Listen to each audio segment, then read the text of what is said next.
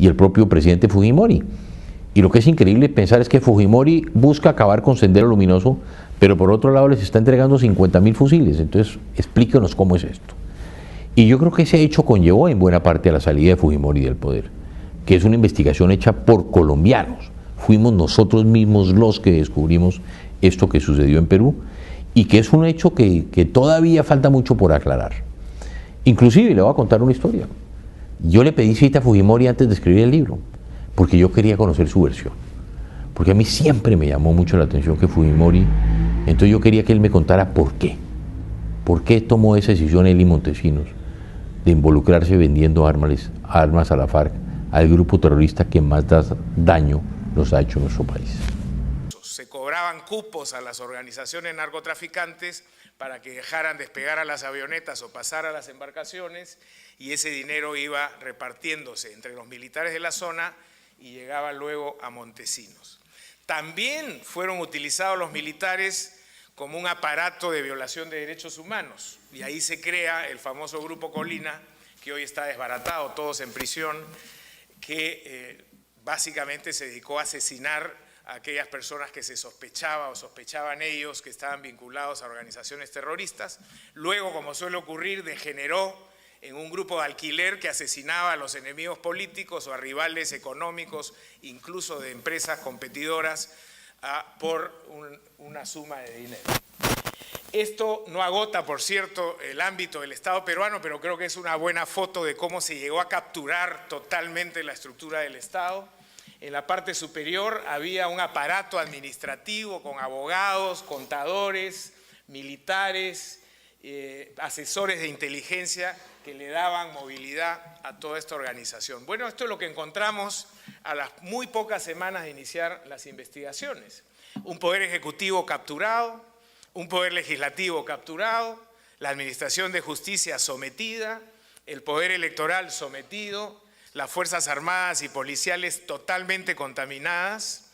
Hay un video donde se observa a toda la plana mayor de las Fuerzas Armadas, Fuerza Aérea, Marina de Guerra del Perú, Ejército y Policía, que fueron convocados a una asamblea más o menos de este tamaño y tenían que pasar todos por una mesa firmando un acta de subordinación a Vladimiro Montesinos. Ese probablemente fue el acto más humillante por el que tuvieron que pasar las Fuerzas Armadas del Perú, totalmente sometidas a esta organización criminal.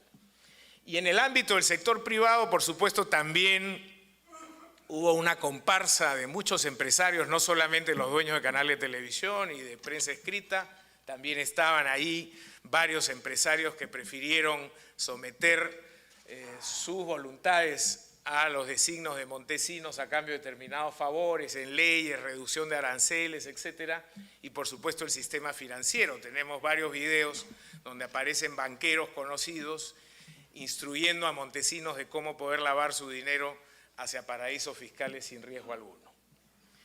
¿Cómo se financiaba esta organización? Logramos determinar que tenía varias fórmulas. En primer lugar, había, digamos, una caja para el gasto corriente, que era una caja que se armaba con 4 millones de dólares mensuales que recababan de las Fuerzas Armadas. Cada jefe de una de las Fuerzas Armadas tenía que llevar $1 millón. Ejército, Marina, Aviación y Policía hacían los 4 millones de dólares mensuales que servían para pagar a los jueces, a los fiscales, a los dueños de los canales de televisión, etc. Y luego habían también una serie de negocios colaterales que ya no eran caja chica, sino que producían las grandes sumas de dinero.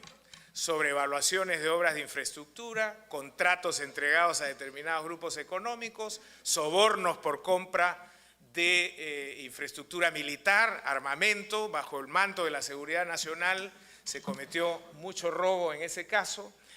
Entrega de concesiones nacionales, saqueo de la caja de pensiones militar y policial, y en fin, un sinnúmero de negocios ilegales que le permitían manejar cientos de millones de dólares a esta organización. Estas son algunas de las cifras que dejamos a los 14 meses de haber iniciado las investigaciones. Teníamos procesadas a 1.500 personas, tanto del sector público como del sector privado, en aproximadamente 200 procesos penales, Se han logrado recuperar, esa cifra está un poco desactualizada, a la fecha son un poco más de 300 millones de dólares, 45 de Suiza, 35 de Estados Unidos, ahí vamos a ver ahora un mapita de eso, y el resultado fue la extradición y condena de Fujimori y también lo mismo con Montesinos y Hermosa Ríos. Este es un mapa de dónde salieron principalmente los fondos que estas personas lavaron una vez que saquearon al Estado. Las cifras más importantes estaban en Suiza, donde habían 115 millones de dólares en cuentas básicamente en Zúrich. En Estados Unidos 23 millones de dólares que luego subieron a 40, en México 2 millones de dólares, en Gran Caimán 70 y luego aparecieron algunos dólares en Liechtenstein, algunos pasaron por Panamá y otros llegaron hasta Nueva York. Entonces hubo una dispersión en el lavado del dinero que fue materia de saqueo en el Estado peruano. Simplemente una anécdota, ¿cómo logra Montesinos abrir cuentas en Suiza si en ese momento existían las reglas de antilavado de dinero? Y una de las reglas principales es conozca a su cliente. Se supone que cuando uno va con dinero de esas magnitudes a un banco, el banquero tiene que chequear quién es la persona que viene, tiene que ser presentado por otro cliente, en este caso efectivamente Montesinos fue presentado por otro cliente que era un traficante de armas, y el suizo, el banquero, cuando empieza a llenar la hoja, le pregunta, ¿y usted de dónde ha sacado tanto dinero? Y Montesinos le dice, bueno, yo vengo de una familia acomodada en el Perú porque nosotros nos dedicamos al negocio de la harina de pescado. Perú es un gran productor de harina de pescado. Por supuesto, el banquero llenó la hoja, le hizo firmar y no hizo más preguntas. Si ese señor hubiera cumplido con la ley, lo que tuvo que haber hecho es levantar su teléfono, llamar al Perú, a su banco corresponsal y preguntarle, ¿ustedes conocen algún empresario pesquero que se llama Vladimiro Montesinos? Y lo que hubiera escuchado al otro lado es que alguien se caía de la silla, porque obviamente era el asesor principal del presidente de la República, muy voceado como un personaje vinculado a la corrupción. Eso quiere decir que las reglas antilavado no solamente necesitan estar ahí y escritas, sino se requiere de un cumplimiento de esas normas que lamentablemente los bancos muchas veces relajan y flexibilizan por el hecho de captar los fondos y hacer utilidad. Este es lo que yo llamo la galería de nuestros presos notables. Más o menos el 10% de los investigados terminaron en prisión, no es una cifra exagerada, nadie nos puede acusar de haber realizado una cacería de brujas o haber hecho esto por motivación política.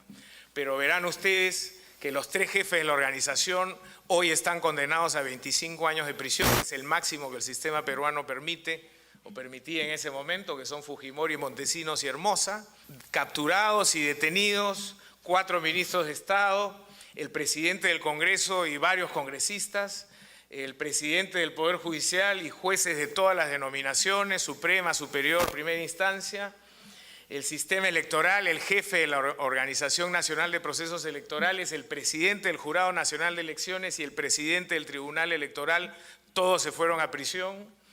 La fiscal de la Nación, que fue condenada a 10 años de prisión al demostrarse que también estaba en la planilla de Montesinos, y fiscales de distintas denominaciones, varios alcaldes, y probablemente la cifra más importante, más impactante diría yo, es 14 generales de las Fuerzas Armadas y de la Policía Nacional fueron capturados en una noche y llevados a prisión por vínculos probados con esta organización criminal. En el sector privado, varios dueños de televisión y banqueros terminaron en prisión, no todos los que hubiéramos querido, pero en ese caso era más complejo porque podían pagar defensas mucho más sofisticadas que las de los otros procesados y complicaron mucho las investigaciones. Pero en todo caso, creo que esto da una imagen del impacto que esta red criminal tuvo en el Estado peruano. Vladimiro Montesinos Torres, un ex capitán del ejército que había sido dado de baja y encarcelado por traición a la patria cuando se le sorprendió vendiendo secretos militares del Perú en el Pentágono de Estados Unidos, cuando el Perú compraba su armamento a la Unión Soviética, allá por los años 70. Circunstancia en la que Fujimori estaba en aprieto con la candidatura, porque se descubre cuando él era candidato que había falsificado documentos para hacerse pasar como campesino, siendo nada menos que el rector de la Universidad Agraria, y obtener tierras gratis que el Estado en ese momento ofrecía al campesinado pobre. Se había hecho de una hacienda, Fujimori, y esto aparece en el contexto de su campaña. Había que apagar este incendio lo más rápidamente posible y le recomiendan a Montesinos para resolver ese problema. Lo contrata como abogado y Montesinos muy eficientemente, efectivamente, logra resolver el problema. Se robó el expediente y nunca más encontraron los documentos